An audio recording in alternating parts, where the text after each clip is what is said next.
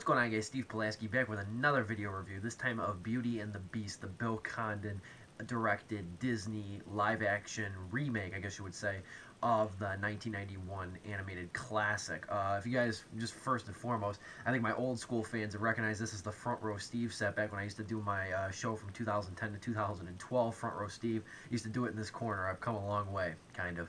Anyway, though, Beauty and the Beast. I'm not going to talk too much about the plot. If you read my written review, link below, on my personal website, you'll see that I didn't talk too much about the plot there either, just because of the fact that I think most people know the plot or get the basic gist. There's no real need, I think, to, reiterate it and stuff like that. So I just kind of want to talk about the, the optics of the whole thing. The film stars Emma Watson, excuse me, almost said Emma Stone, still in a La La Land mood.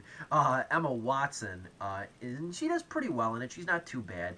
You can tell there's a few moments where they, like, auto-tuned her vocals and, like, did some, vocal enhancement and whatnot. It's not like the live singing you see in something like Les Miserables. But she's alright in it. She's pretty good. She's got a few moments that she really shines, particularly the opening singing number, the song about her character, Belle. Dan Stevens plays the Beast, the prince who was turned into the Beast following a curse, and he's very good in it, too.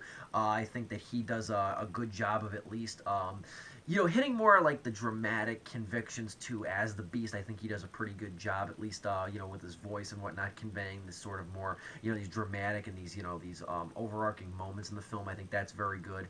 And then Luke Evans, who's probably him and Josh Gad, they play Gaston and LeFou, the two characters in this.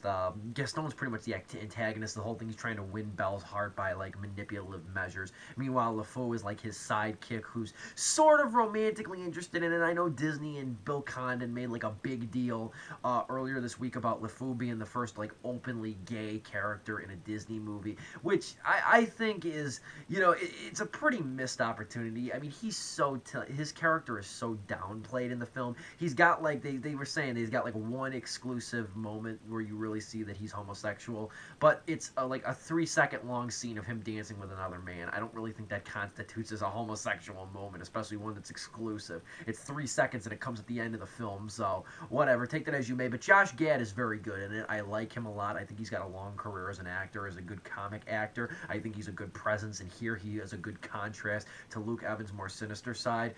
The film works best when it's trying to be a full-fledged, like, Broadway musical, when it's going for these bombastic set pieces that really show that the film cost like $300 to make and market. You know what I mean? That's when the movie works. It's when the movie is forced to kind of rely on the merits of its story, which is like, sort of following the animated film, but at the same time is trying to do its own thing, which is a bit troublesome, I think. It's one of those instances where you see a movie that's, it's got such a fantastical premise that you're only really still getting, like, surface level explorations of characters like, Gaston and, like, the relationship between Beauty and the Beast. It's still very surface level. You know what I mean? She's attractive because of her exterior beauty. He's obviously attractive because of his interior beauty and wealth. If the roles were reversed, the premise would fall flat on its face. You know what I mean? So with that being said, I give Beauty and the Beast a 2.5 out of 4 stars. It's good, it's serviceable, it's a lot of fun, it's nice entertainment. If you like the story already,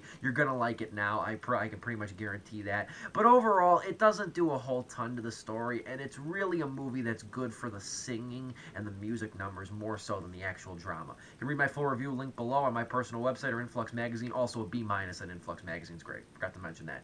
I'm Steve Pulaski, and I'll catch you in the next video review. Bye.